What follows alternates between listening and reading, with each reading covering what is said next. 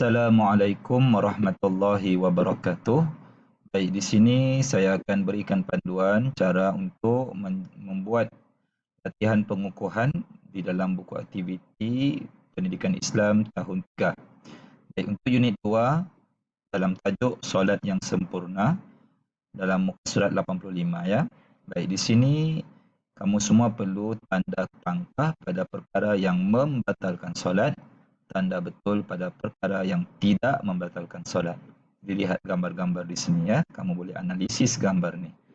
Baik, muka surat 86, pilih dan tulis perkara yang membatalkan solat.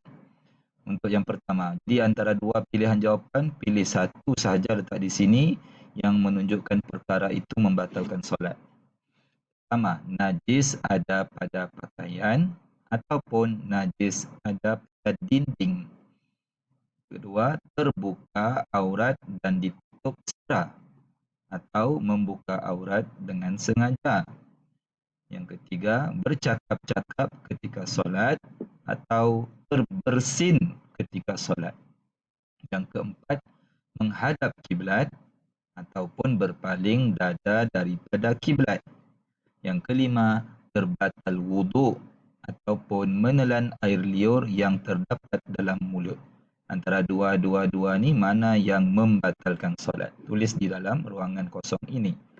Baik, seterusnya setelah muka surat 87, kenal pasti kemudian tulis. Kenal pasti apa yang ditulis di sini, kemudian kamu fikir dan tulis manakah antara jawapan-jawapan ini yang termasuk dalam perkara yang membatalkan solat. Baik, bercakap-cakap, mendongak ke langit, maksudnya kita punya kepala ni kita lihat ke atas semasa solat. Makan dan minum, memandang ke tempat sujud, membaca surah yang panjang, terkena najis pada pakaian, berpaling maknanya berubah dada dari arah kiblat, berubah niat, duduk iftirash semasa tahiyat akhir.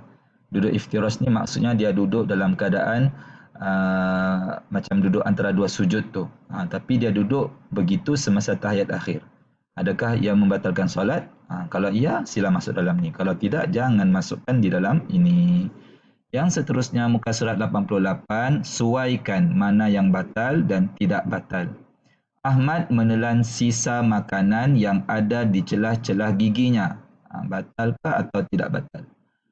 Telekung Aminah terbuka sehingga nampak aurat, tetapi segera ditutupnya. Abu terkentut semasa sedang melakukan sujud. Amin was-was, maksudnya dia ragu-ragu sama ada melakukan solat zuhur atau asar. Dia tak tahu, dia ni sembahyang, niat dia solat zuhur ke solat asar. Niat dia tu berubah. Nabil memberi salam selepas membaca tahiyat akhir tanpa memalingkan mukanya ke kanan dan ke kiri. Dia sudah selesai solat kan, masa dia beri salam, dia tidak ubah muka dia tu ke kanan atau ke kiri. Macam mana? Batal atau tidak batal? Baju Syafiq terkena najis burung semasa sedang solat di dalam masjid. Lokman berbaju Melayu tanpa bersamping. Maksudnya samping tu yang kita pakai di bahagian pinggang tu, dan bersongkok ketika menunaikan solat. Dia tak pakai samping dan tidak pakai songkok. Macam mana solat dia? Batal atau tidak? Nazri bergurau dengan kawannya semasa sedang solat Jumaat. Jadi pilih ya, sesuaikan. Yang terakhir, muka surat 89, tulis batal atau tidak batal pada penyataan berikut. Kalau batal, tulis macam ni, batalam. Kalau tidak, tulis ta ya dal qaf, kemudian jarak batalam, tidak batal. Di bahagian sini ya, pilih. Terkena najis pada pakaian semasa sedang solat, batal atau tidak batal. Menggaru-garu berulang kali, hanya menggunakan hujung jari sahaja, ya, hujung jari. Pernah kita tunjuk sebelum ni. Nombor 3, terbuka aurat dan sengaja dibiarkan terbuka. Nombor 4, berulang-ulang menggerakkan anggota badan dengan sengaja. Nombor 5, menutup aurat dengan sempurna semasa solat subuh. Nombor 6, ketawa sehingga terkeluar suara ketika imam tersilap membaca surah. Dia ketawa sampai berbunyi. Nombor 7, bersin semasa sedang solat fardu subuh. Bersin ni kita pun tahu kan dia tidak sengaja. Jadi batal atau tidak. Jadi sampai situ saja. Semoga berjaya.